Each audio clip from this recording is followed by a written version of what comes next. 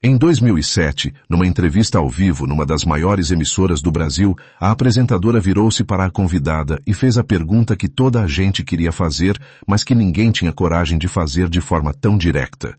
Perguntou: "Como é que se sente ao ter 91 anos?" A convidada não hesitou um segundo. Olhou para a câmara. Não para a apresentadora, para a câmara, para o Brasil inteiro que estava do outro lado.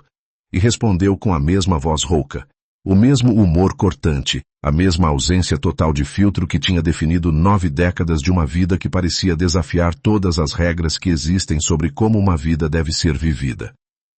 A resposta foi tão inesperada, tão escandalosa, tão completamente Darcy, que a apresentadora não soube o que fazer durante uns segundos. O público do estúdio caiu na gargalhada. E o Brasil, do outro lado do ecrã, fez o que sempre fez quando Darcy Gonçalves abria a boca. Ficou com a boca aberta. Darcy Gonçalves tinha 91 anos naquela noite. E era exatamente a mesma pessoa que tinha subido ao palco pela primeira vez décadas antes. Com a mesma irreverência, a mesma ausência de medo, a mesma capacidade de dizer o indizível com uma naturalidade que fazia toda a gente rir antes de perceber o que tinha acontecido. Mas aqui está o que torna a história de Darcy Gonçalves muito mais do que uma história de longevidade extraordinária. Darcy Gonçalves passou os primeiros anos da sua vida na miséria mais absoluta. Não a miséria relativa que é chamada de miséria por quem nunca conheceu a outra. A miséria de não saber se ia haver comida no dia seguinte. De usar roupas até elas desfazerem. De crescer num Brasil do interior que não tinha nada para oferecer a uma menina pobre, sem nome e sem recursos. E há um segredo na trajetória de Darcy Gonçalves que a maioria das pessoas que a adoravam nunca soube. Um segredo sobre o que a ditadura militar lhe fez. Não ao palco, não à carreira, mas a ela. Um momento em que o regime que censurava artistas encontrou em Darcy um problema que não sabia resolver porque Darcy simplesmente não funcionava da forma que os problemas normalmente funcionam. Fica até ao final. Porque a história de Darcy Gonçalves não é sobre durar 101 anos. É sobre o que se faz com o tempo que se tem. Darcy de Oliveira. Gonçalves nasceu a 24 de junho de 1907, em São João da Barra, no norte do estado do Rio de Janeiro. São João da Barra, em 1907, era uma cidade pequena, distante do litoral urbanizado, distante do Rio de Janeiro, que fervilhava de possibilidades, distante de tudo o que a vida de Darcy viria a ser. Uma cidade onde as pessoas nasciam, cresciam, casavam, trabalhavam e morriam dentro de um raio que raramente se alargava além do que os pés podiam alcançar. O pai de Darcy era trabalhador. A mãe, Margarida, criou os filhos com a determinação de quem não tem margem para a fragilidade, não porque não a sentisse, mas porque a fragilidade era um luxo que a vida não oferecia. Havia filhos para alimentar, havia dias para atravessar. Darcy cresceu com fome. Não é uma metáfora. Não é uma forma poética de descrever privação relativa. Era fome. Os dias em que a barriga doía e não havia forma de resolver a dor porque não havia comida. Era a humilhação específica de ser criança e saber que há algo que os outros têm e que você não tem, e que essa diferença não é justa, mas também não tem explicação que uma criança consiga processar completamente. Essa fome, esse início, ficou dentro de Darcy para sempre. As pessoas que a conheceram décadas mais tarde, no auge da fama, descrevem uma mulher que nunca desperdiçava comida, que se incomodava com o desperdício de uma forma que as pessoas à sua volta às vezes não entendiam completamente. Que havia em Darcy, por baixo de toda a irreverência e do humor e da explosividade, uma memória do que é não ter, e que essa memória nunca foi apagada pelo sucesso. Mas havia também, desde muito cedo, qualquer coisa que contradizia o ambiente. Uma energia que o interior do Rio de Janeiro não tinha espaço para conter. Uma voz.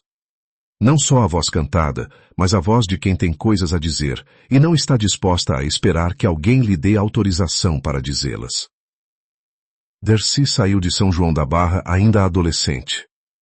Foi para o Rio de Janeiro com o que tinha nas mãos, que era muito pouco, e com o que tinha dentro, que era muito mais do que qualquer pessoa que a viu chegar poderia ter antecipado. O Brasil dos anos 30 e 40 tinha uma estrutura de entretenimento popular que hoje é difícil de imaginar completamente. Não porque tenha desaparecido, mas porque a televisão e depois a internet foram cobrindo tudo por cima de uma forma que apagou a memória do que existia antes. Havia o circo, havia o teatro de revista, havia o rádio, e havia uma hierarquia dentro de cada um desses mundos que definia quem tinha acesso a quê, quem podia chegar aonde. Dercy Gonçalves entrou por baixo. Como era de esperar de uma mulher que vinha de onde vinha, que não tinha nome, nem dinheiro, nem contactos. Trabalhou no circo, fez papéis pequenos no teatro de revista.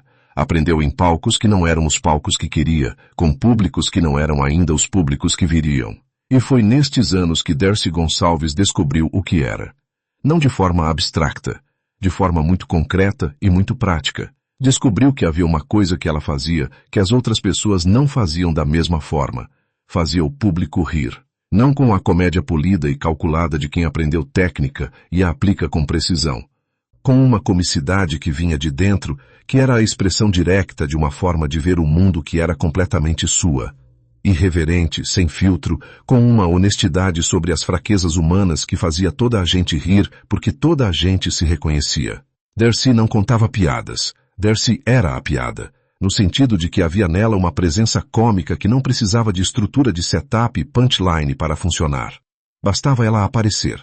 Bastava ela abrir a boca. E o rádio amplificou isso de uma forma que o circo e o teatro de revista não tinham conseguido completamente. A voz de Dercy, rouca, inconfundível, capaz de passar do sussurro ao grito num segundo, era uma voz que o microfone não domesticava. Era uma voz que entrava pela caixa de rádio e ocupava o quarto inteiro. Quando a televisão chegou ao Brasil, em 1950, com a TV Tupi de São Paulo, Dercy Gonçalves tinha 43 anos. 43 anos. Uma idade em que muitas carreiras já começam a pensar no declínio. Uma idade em que a televisão, com toda a sua novidade e com toda a sua preferência pelos rostos jovens e pelos formatos novos, poderia perfeitamente ter ignorado uma mulher que tinha feito o seu percurso no circo e no teatro de revista e no rádio. Mas havia uma coisa que a televisão precisava e que Dercy tinha em abundância: presença. A câmara olhava para ela e encontrava exatamente o que procurava. Uma pessoa real, com toda a imperfeição e toda a vitalidade que a realidade tem e que a maioria dos produtos televisivos passa a vida a tentar eliminar. Havia em Dercy uma autenticidade que a câmara reconhecia e que o público reconhecia através da câmara. E havia o humor. O humor que não pedia autorização, que não esperava que o guião chegasse ao punchline antes de ir lá, que tinha a velocidade e a imprevisibilidade de uma pessoa que pensa mais rápido do que qualquer guião consegue acompanhar. Dercy Gonçalves não era uma atriz que interpretava personagens cômicas. Era ela própria. E ela própria era suficientemente extraordinária para preencher qualquer personagem que lhe pedissem para fazer. Em 1964, os militares tomaram o poder. E com eles, chegou a censura. A censura da ditadura militar brasileira tem uma história que é geralmente contada através dos grandes nomes. Os artistas que foram exilados, as músicas que foram proibidas, os filmes que foram cortados. Caetano, Gil, Chico Buarque, Geraldo Vandré, os nomes que toda a gente conhece. O que raramente é contado é o que a censura fez aos artistas do humor, aos comediantes, às pessoas que faziam o Brasil rir. E aqui está o segredo que a história de Dercy Gonçalves guarda. A ditadura militar tinha uma relação específica com o humor que era diferente da relação que tinha com a música de protesto ou com o cinema político.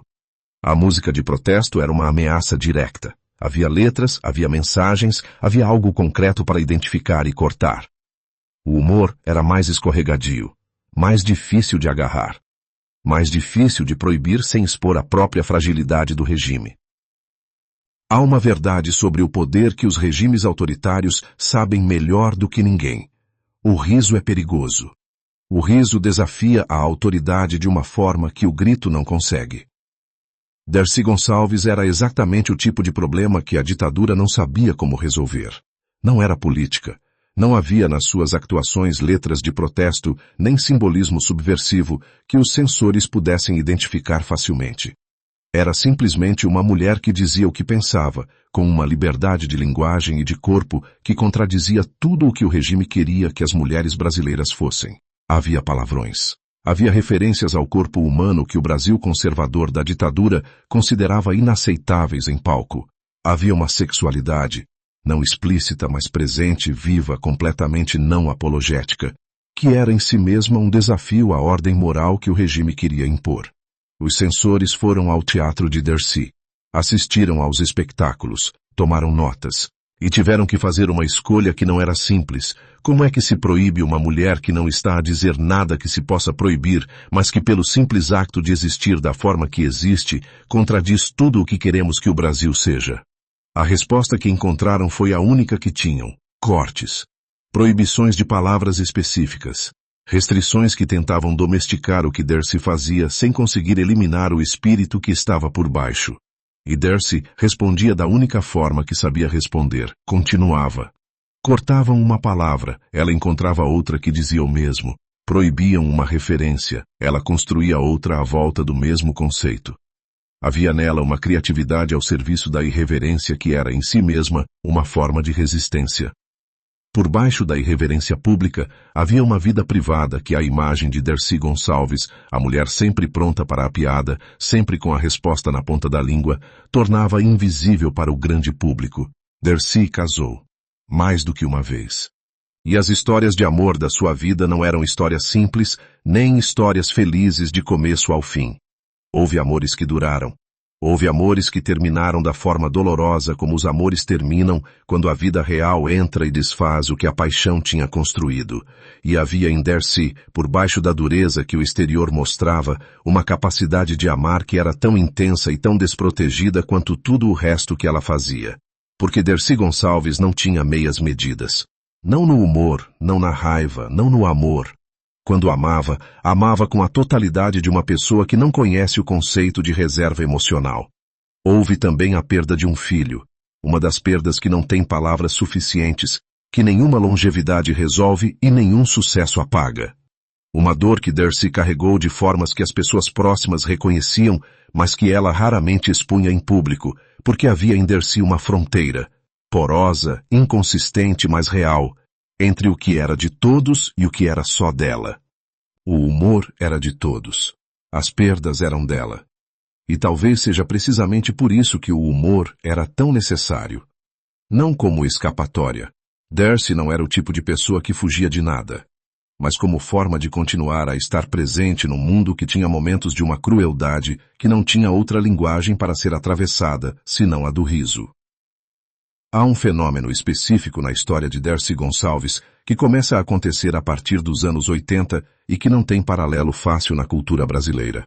Dercy foi ficando mais velha, e o Brasil foi olhando para ela ficar mais velha com uma espécie de fascínio que misturava o afecto com o espanto. Como quem vê uma força da natureza a funcionar e não consegue explicar completamente por que razão as leis normais não se aplicam. A maioria dos artistas envelhece e o envelhecimento diminui a presença.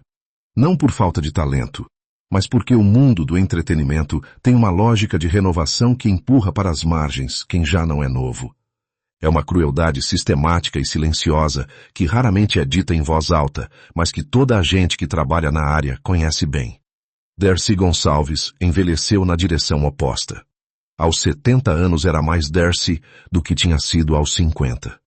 Aos 80, mais do que aos 70.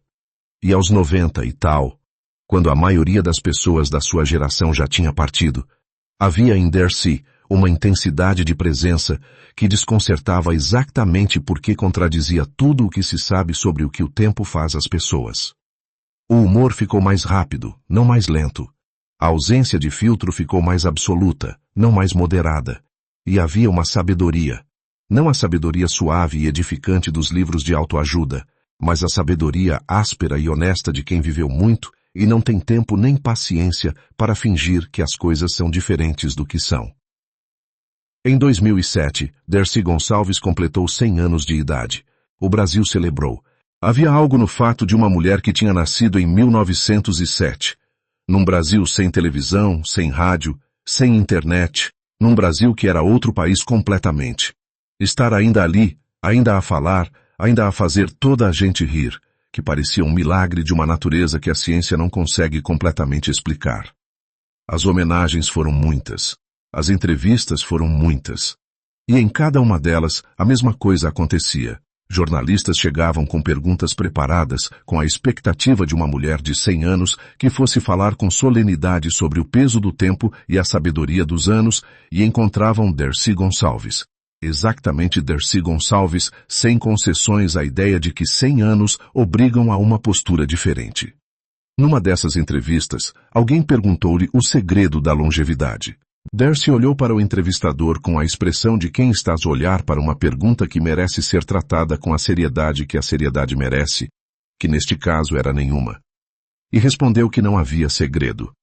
Que havia vivido como quis, tinha comido o que gostava, tinha dito o que pensava, e que se houvesse alguma lição a tirar disso, era que toda a gente passa demasiado tempo a preocupar-se com coisas que não valem a preocupação.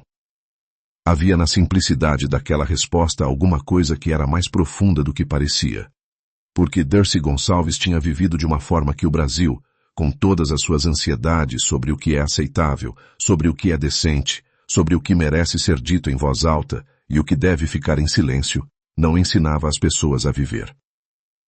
Dercy Gonçalves morreu a 31 de julho de 2008, em Niterói, no Rio de Janeiro. Tinha 101 anos. A causa foi uma pneumonia, a infecção que o corpo de uma centenária, por mais extraordinário que seja, chega a um ponto em que não tem mais como vencer. O Brasil fez o luto de uma forma que foi, ela própria, muito Dercy, com tristeza genuína, mas sem o tipo de solenidade opressiva que as mortes muitas vezes impõem. Havia pessoas que choraram. Havia pessoas que riram enquanto choravam, lembrando cenas e frases e momentos que tinham passado décadas a fazer o Brasil rir. Havia a sensação partilhada de que havia acabado de partir alguém que era de alguma forma impossível de precisar, completamente insubstituível. Não no sentido de que ninguém mais fará humor no Brasil, mas no sentido de que havia em Dercy Gonçalves uma combinação específica de origem, de experiência, de tempo histórico e de personalidade que não se repete. Que era única não porque fosse perfeita, mas porque era completamente ela.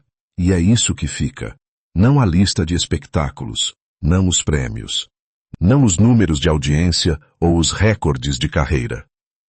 O que fica é a imagem de uma mulher que nasceu na miséria do interior do Rio de Janeiro em 1907 e que chegou aos 101 anos sendo exatamente quem tinha sempre sido, mais ela do que nunca, sem ter pedido licença a ninguém pelo caminho. Em 2007, numa entrevista ao vivo numa das maiores emissoras do Brasil, a apresentadora virou-se para a convidada e fez a pergunta que toda a gente queria fazer, mas que ninguém tinha coragem de fazer de forma tão direta. Perguntou: como é que se sente ao ter 91 anos? A convidada não hesitou um segundo. Olhou para a câmara. Não para a apresentadora, para a câmara, para o Brasil inteiro que estava do outro lado. E respondeu com a mesma voz rouca. O mesmo humor cortante, a mesma ausência total de filtro que tinha definido 9 décadas de uma vida que parecia desafiar todas as regras que existem sobre como uma vida deve ser vivida. A resposta foi tão inesperada, tão escandalosa, tão completamente Dercy, que a apresentadora não soube o que fazer durante uns segundos. O público do estúdio caiu na gargalhada, e o Brasil do outro lado do ecrã fez o que sempre fez quando Dercy Gonçalves abria a boca.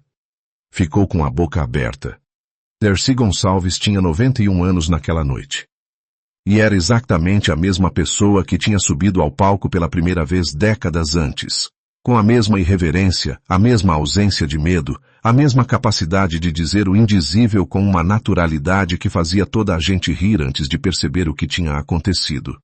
Mas aqui está o que torna a história de Dercy Gonçalves muito mais do que uma história de longevidade extraordinária. Dercy Gonçalves passou os primeiros anos da sua vida na miséria mais absoluta.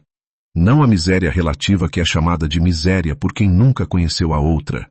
A miséria de não saber se ia haver comida no dia seguinte. De usar roupas até elas desfazerem. De crescer num Brasil do interior que não tinha nada para oferecer a uma menina pobre, sem nome e sem recursos. E há um segredo na trajetória de Dercy Gonçalves que a maioria das pessoas que a adoravam nunca soube. Um segredo sobre o que a ditadura militar lhe fez. Não ao palco, não à carreira, mas a ela. Um momento em que o regime que censurava artistas encontrou em Dercy um problema que não sabia resolver, porque Dercy simplesmente não funcionava da forma que os problemas normalmente funcionam. Fica até ao final. Porque a história de Dercy Gonçalves não é sobre durar 101 anos. É sobre o que se faz com o tempo que se tem. Dercy de Oliveira. Gonçalves nasceu a 24 de junho de 1907, em São João da Barra, no norte do estado do Rio de Janeiro.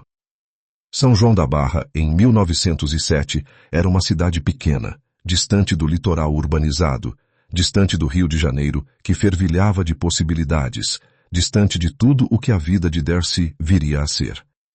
Uma cidade onde as pessoas nasciam, cresciam, casavam, trabalhavam e morriam dentro de um raio que raramente se alargava além do que os pés podiam alcançar. O pai de Dercy era trabalhador. A mãe, Margarida, criou os filhos com a determinação de quem não tem margem para a fragilidade, não porque não a sentisse, mas porque a fragilidade era um luxo que a vida não oferecia. Havia filhos para alimentar, havia dias para atravessar. Dercy cresceu com fome. Não é uma metáfora. Não é uma forma poética de descrever privação relativa. Era fome.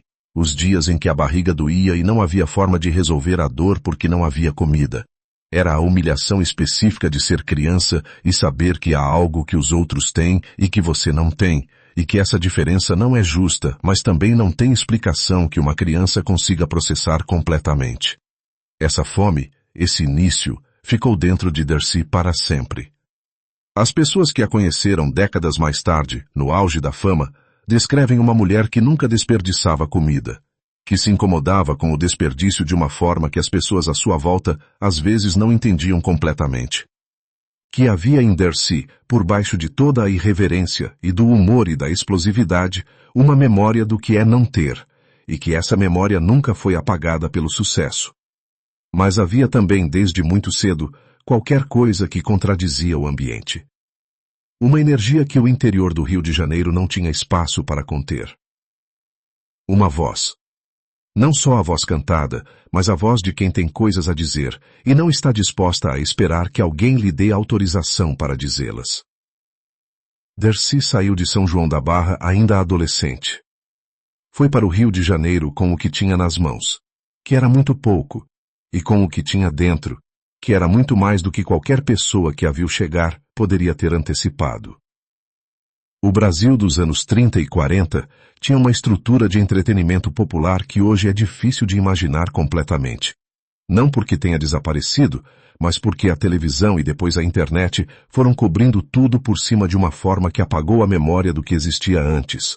Havia o circo, havia o teatro de revista, havia o rádio, e havia uma hierarquia dentro de cada um desses mundos que definia quem tinha acesso a quê, quem podia chegar aonde.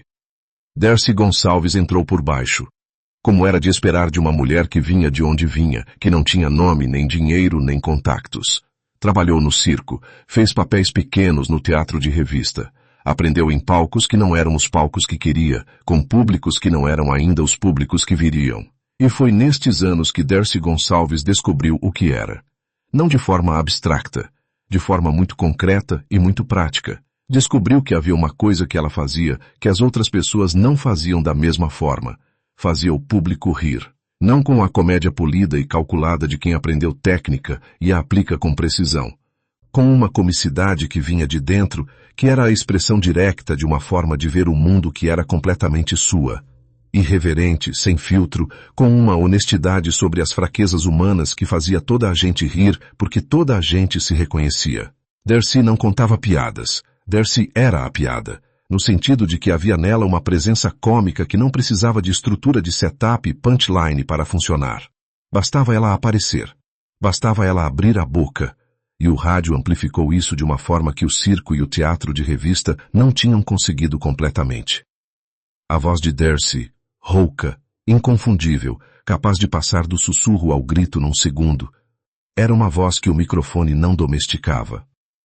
Era uma voz que entrava pela caixa de rádio e ocupava o quarto inteiro.